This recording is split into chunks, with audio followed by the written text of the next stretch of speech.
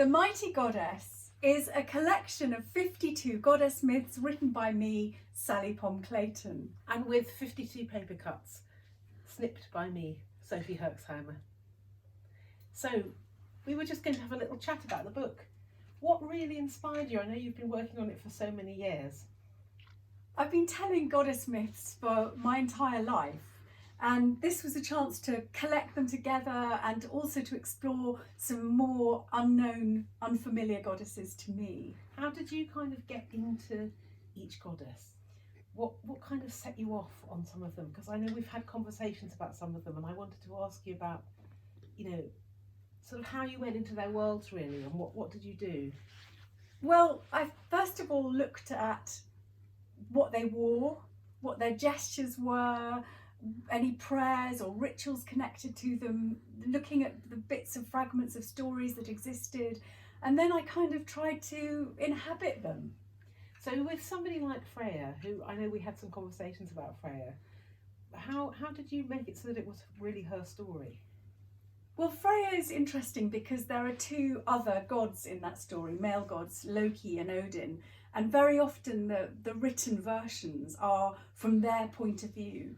So I just pushed those gods to the very edges. They have teeny tiny parts, and I told it from her perspective, and this changed the myth, and I found something very new, I think, and her motivation. That's really, exciting. And what about you, Soph? You had to discover these myths yourself and make them your own. How did you start your process? It's really good. I mean, I was very kind of resistant at the beginning because it's very hard to just go into a book.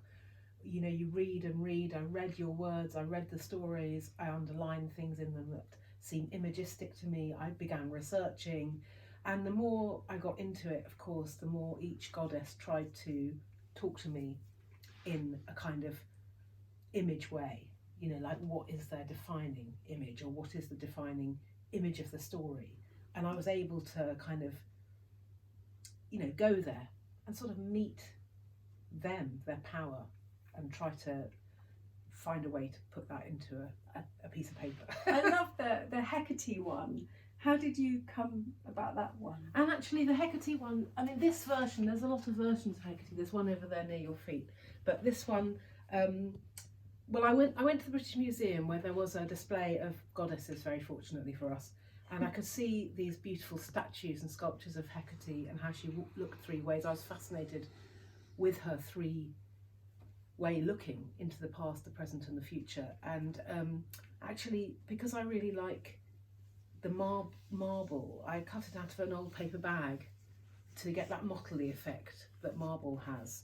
And yeah. What about the Egyptian myths? Yes, very hard to come fresh to some of these myths. Vesta and Isis and, characters that we feel we know or own or have something to do with already. It's hard to keep coming fresh to them and look at them as really alive creatures.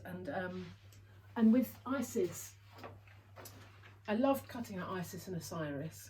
I actually cut this out from a book called Collectible Spoons. And because I like the material, the kind of metal, the kind of not flesh of it.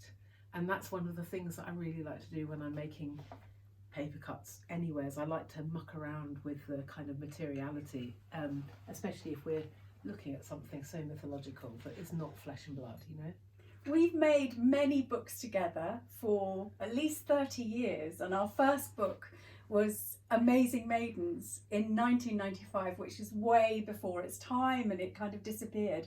And this feels like a sort of culmination of that relationship of making books together. It's really exciting to be, we've always been working on stories that feature very strong female protagonists, and we've had a chance to kind of bring these into the world, these kind of lively tellings and images about girls and women.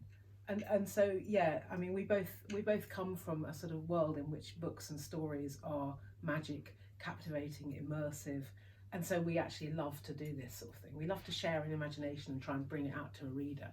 And so being in each other's worlds as well, it gets me a chance to be in your world, and you a chance to be in my world.